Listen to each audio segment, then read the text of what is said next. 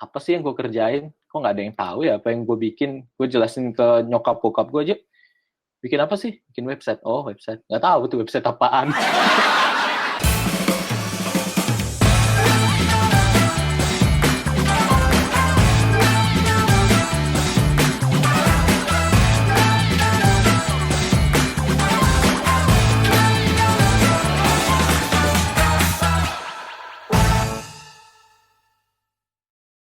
Halo guys, masih di Ruang Drama bareng gua Doni, Pram dan Rama. Kali ini kita kedatangan tamu lagi nih. Seperti biasa, datang diundang pulang tak diantar kalau di sini. Ya, dia adalah Ervandra Halim, seorang senior software engineer dan content creator. Halo semua. Bukan drummer ya? Enggak, basis gue. Itu mah Eca Sumantri. Itu mah Mirip, Eca ya? Sumantri. Beda muka, beda namanya. Beda. Mirip tapi. Ya, tapi Mirip wajahnya sih, cuma mirip. beda nama. Wajahnya mirip sih, Erv. Mirip si Eca ya. Eca Sumantri ya. Van, lu tadi waktu kemari susah nggak nyarinya? Nyari alamatnya susah nggak? Sempet nyasar nggak? Nggak ada angkotnya. Nggak ada angkotnya. Nggak Naik ada becak. ya? Jangan naik angkot, naik becak. Baru nyampe. Gojek nggak ada yang mau. Naik delman biar ke kota. Oke Van, tadi kan gue baru cuma ngasih insight aja nih sedikit bahwa lo adalah seorang software engineer dan digital creator atau content creator lo sebenarnya. Ceritain dong. Oke. Ya gua sih 8 tahun lebih itu kerjanya ya jadi software engineer belakangan. Gue kerja di startup sekarang. Sebelumnya juga gue ya bermula karirnya ya jadi web developer dulu itu. Kerjaannya ya bikin website. Cuman sekarang mulai teknologi makin modern ya gue belajar banyak. Nah sekarang gue belajar kayak bikin web aplikasi. Gue belajar teknik digital marketing juga. Udah mulai belajar juga. Terus terakhir gue belajar business development juga ya, seiring bikin produk di startup tuh ya gue ngelihat orang-orang praktisi yang menjalankan bisnis ya gue belajar juga jadinya di situ. Oke Van. Kira-kira begitu. Ada penampakan. Penampakan. Iya. Dikenal software engineer mungkin termsnya orang belum begitu banyak yang kenal. Ya lebih terkenal sebenarnya profesi dasarnya itu web developer atau bikin program, istilahnya bikin website. Itu contoh-contoh pengerjaan yang di bidang IT, di bidang teknologi, yaitu software engineer bergerak di situ. Ya bikin software itu bikin aplikasi itu termasuk software semua. Yang kita download di Google Play itu ya termasuk engineer itu yang bikin, developer itu yang bikin. Tadi kan lu cerita ya, lu udah sekitar 8 tahun menggeluti dunia web development dan software engineering lah ya. Betul. Nah, kalau boleh tahu kapan sih kira-kira pastinya lu memutuskan untuk terjun di dunia software engineering tuh? Masuk dengan secara tidak sengaja gitu, terjebak gitu kan? Atau memang secara sadar lu memang bercita-cita untuk jadi seorang software engineer? Ya, oke. Gue terjebak. Pas kuliah gue terjebak, gue ngikut teman gue. Wah, Sama kayak gua. Tas dulu bro. Cuma Ervan ini Nggak tahu versi ada suksesnya, aljabar iya. Oh iya. Kalau Rama versi apanya ya? Versi apa ya? Versi apa Pram? Kalau Rama Pram? Versi apesnya kayaknya. Apes ya. Gue dari kecil sih emang suka banget sama komputer ya. Jadi waktu kuliah, gue dulu pas SMA juga main game mulu kan. Suka tuh sama komputer. Terus pas kuliah, kemana ya? Ya udahlah, teman gue pada ambil jurusan komputer semua. Gue ikut deh kuliah masuk IT. Harapan gue ya gue bakal bergelut sama komputer, gue bisa main game lebih banyak gitu dulu. Jadi gue terjebak di situ. Aduh, persis kayak Rama ya. Tapi Mungkin orang yang masuk komputer kayak gitu semua kali ya. iya. Tapi bedanya gini, Van. Kalau lu tadi terjebak, lu ngikut sama teman lu main games, terus akhirnya lu jadi ngambil komputer, terus masuk ke IT, terus berakhir jadi software engineer gitu kan. Kalau Rama beda, dia ikut main games, ngambil komputer, berakhir di kantor polisi. Mungkin orang. Waktu itu gue kuliah IT, masih dulu IT jurusannya. Gue pas peminatan pun gue demen tuh sama multimedia interaktif. Jadi gue demen-demen gambar-gambar, desain-desain. Ya udah. Akhirnya kan di situ di mata kuliah juga ada pembuatan website. Gue demen banget nih website nih. Ya udah, gue lulus kuliah, gue cari kerja langsung di tempat yang emang bikin-bikin website. Ya udah, akhirnya gue masuk di agency, web agency gitu dulu waktu itu. Nah itu tuh, dari situ ya gue belajar website ya. Udah kecanduan sih jadinya. Gue demen aja bikin website banyak-banyak. Oh, makin banyak gue bikin, seneng dah. Itu terjerumus di bidang itu. Tapi ya lama-lama ya jadi passion sendiri sih. Iya. Kira-kira begitu. Lu lulus kuliah berapa tahun, Van? 18 kayak waktu itu ya. 18 tahun. Iya, gue kuliah 18 tahun. Wah, masih ada yang lebih lama dari gua. Kuliah, Bo. Nih, di rumah. 2 tahun lagi lunas ya. 3,5 tahun udah langsung lulus, udah langsung kerja. Syukurnya sih langsung dapet. Beda sama Rama ya. Beda sama gua. Beda sama Rama berarti ya. Gua nyumbang kampus. Tahu kan lu? Donatur ya. Donatur ya. Donatur tetap ya. Donatur permanen. Donatur. Kurang baik apa Donatur hidup gua? tetap.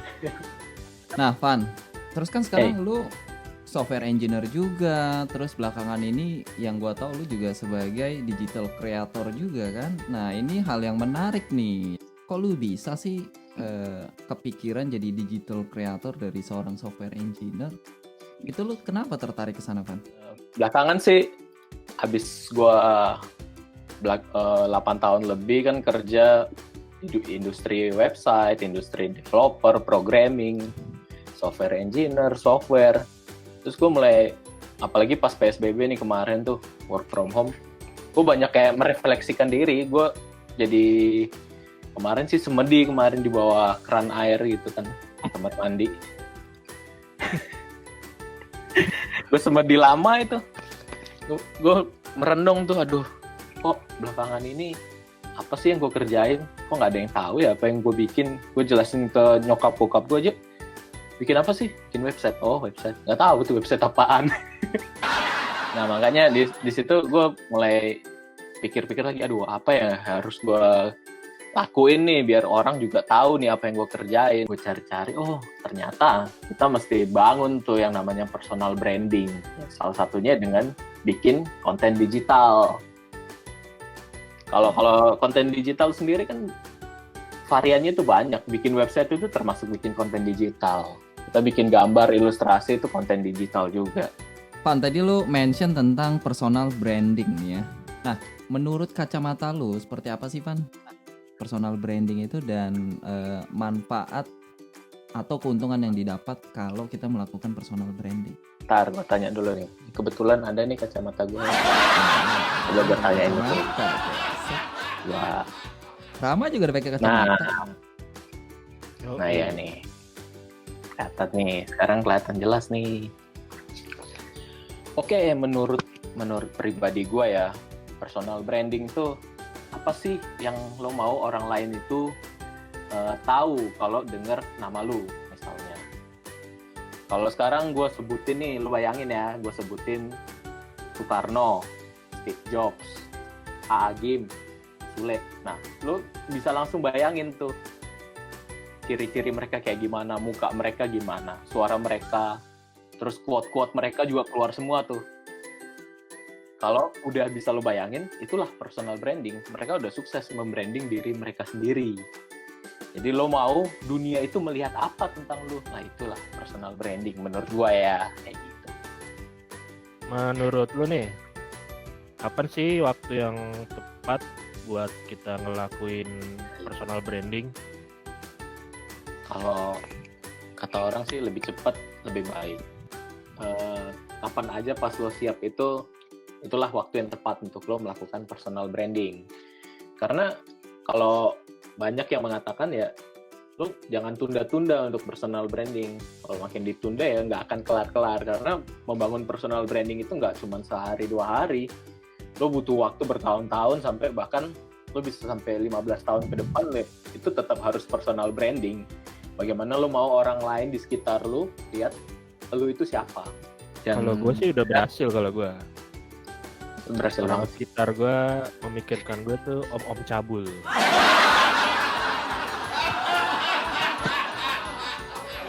Tadi kan lu mention kalau semakin cepat semakin baik ya.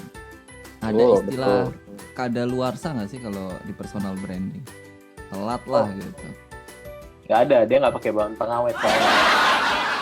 Aman, lanjutin terus.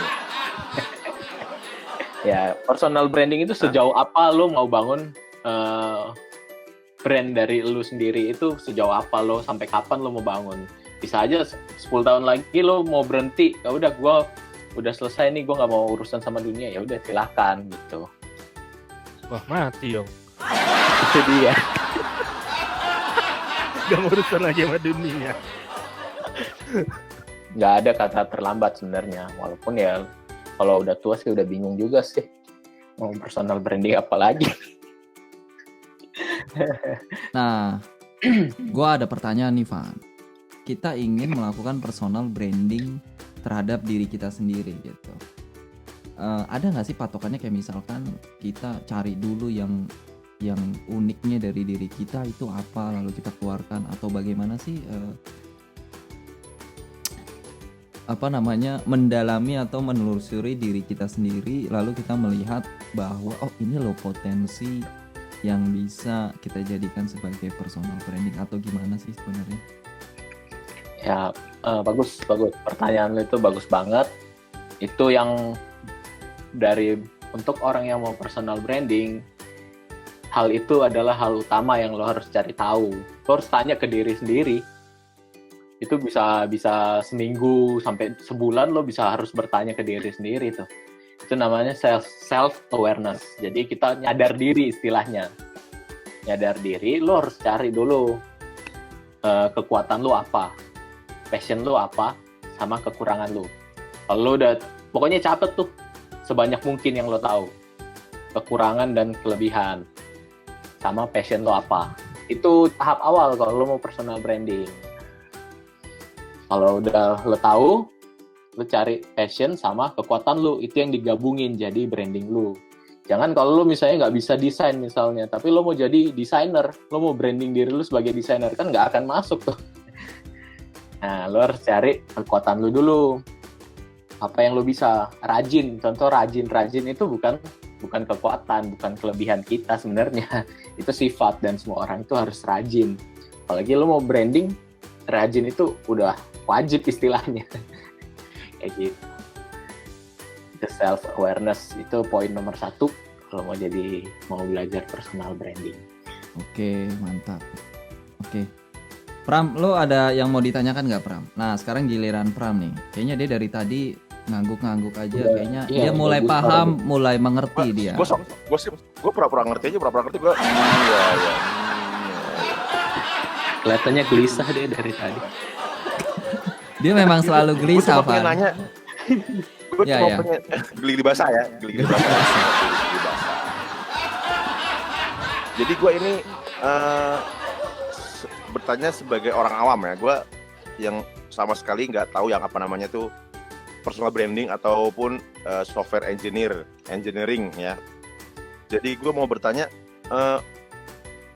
gimana sih tips dan trik dari elo untuk temen-temen kayak gue nih yang nggak tahu sama sekali ingin mencoba untuk melakukan personal branding. Jadi tips dan trik yang paling simpel yang kira-kira menurut lu gampang dicerna sama orang-orang kayak gue, itu kayak gimana coba? Gue pengen denger gitu. Ya, oke. Menurut lo? Menurut gua nih, tadi kalau untuk tips dan trik kalau mau mulai ya, tadi yang sempat ditanyain sama Doni, pertama kita harus self-aware dulu, kita harus mengerti dulu diri kita itu siapa, kita bisa apa yang bisa kita tawarkan ke orang lain. Kemudian kalau setelah kita tahu diri kita siapa, misalnya contoh Pram itu misalnya pemain musik, dia suka musik metal. Dia harus cari tahu passion dia di bermain musik. Kesukaan dia apa yang mau di branding sebagai dirinya. Gua ambil contoh. Misalnya Pram tuh suka main musik metal dan dia pengen orang lain belajar musik metal juga. Orang lain yang baru belajar musik ikut aliran metal dia misalnya atau rock dia. Nah, jadi itu kelebihannya udah ada, kelebihannya Pram udah ada, bisa main musik, passion dia di musik, dia mau ngajarin orang lain. Jadi kalau kita sebagai orang yang mau memulai personal branding, tujuan kita itu adalah membantu orang lain biar dia bisa mencapai tujuan dia. Misalnya orang lain pengen main musik, ya kita harus bantu dia supaya dia bisa main musik. Caranya gimana? Banyak. Contohnya digital creator itu salah satunya. Misalnya Pram bisa bikin video YouTube tutorial bermain musik. Dari beginner sampai profesional, sampai expert. Nah, itu jadi salah satu personal branding untuk membantu orang yang pengen main musik biar bisa belajar musik dari channel YouTube-nya Pram. Kayak gitu, bro. Oke, nah itu tips and trick. Kalau yang setelah lo self-aware, lo mau bantu siapa, lo harus cari tahu targetnya siapa yang lo bantu. Jangan misalnya ternyata lo mau main musik nih, lo mau ajarin orang main musik, tapi ternyata targetnya orang-orang yang udah tua, udah berumur, udah susah tuh belajar musiknya. Iya. Nah kayak gitu, targetnya harus tepat, targetnya harus lo tentuin yang tepat. Baru ketiga bikin konten. Kunci terakhir sih konsisten. Jadi kita nggak boleh nih bikin video YouTube 3 bulan sekali, habis itu setahun sekali. Lah gimana orang mau belajar tuh dong? Iya. Jadi intinya itu kita harus tahu diri sendiri, apa kekuatan kita. Tahu diri. Jadi kita ngebentuk dari situ ya, dari power yang kita punya ya. Betul. Nah, oke guys, itu jadi sekilas mungkin gue bisa bilang itu adalah sedikit soal personal branding ya. Nah, buat kalian yang mau belajar lebih banyak tentang personal branding atau pengen penasaran, tanya-tanya lebih lanjut sama Bro Ervan. Nah bro, teman-teman nanti bisa lihat konten-konten tentang personal branding yang lu bagi di mana nih? Kebetulan nih, mumpung gue diundang sebagai tamu di Ruang Drama, gue mau bagi ini ke follower-followernya Ruang Drama nih. Gue kemarin sempat bikin ebook dari ya yang gue pelajari selama ini tentang personal branding. Itu gue bikin ebooknya. Nah, gue bisa bagi ini ke kalian semua nih. Khawatir linknya ya? Di sini bro. Jangan khawatir nanti. Ditahan. Ya. Ini Ditahan 5 detik. 1, 2, dikerjain. 3, 4, 5. Oke. Tenang. Gak usah khawatir, nanti linknya kita taruh di kolom deskripsi di bawah ini. Ya kalian bisa temukan nanti linknya di ervandra.com/ebook ya. Nanti juga kalian bisa follow Jadi Instagramnya. Ya kalian bisa follow juga Instagramnya Ervan. Terus apalagi Van? Instagram. itu aja. Instagram di situ, ya. Channel gue nyebar semua. Tenang. Oke guys, sayangnya episode kali ini harus berakhir di sini. Jangan lupa untuk subscribe, share, dan like Sedih nih gue. seperti biasa. Sedih. Terima Sering. kasih buat Ervan yang sudah mau datang capek-capek mencari alamat sampai kesasar tadi ya Van ya. Mohon maaf sekali. Gue takutnya nggak bisa pulang sih ini. Nggak apa-apa. Ntar jangan rama-rama ya. Jangan rama ya. Kuburan tuh. Rumah lu dong. Ngumpul lagi dong. Iya. Nggak Iya. pulang ya.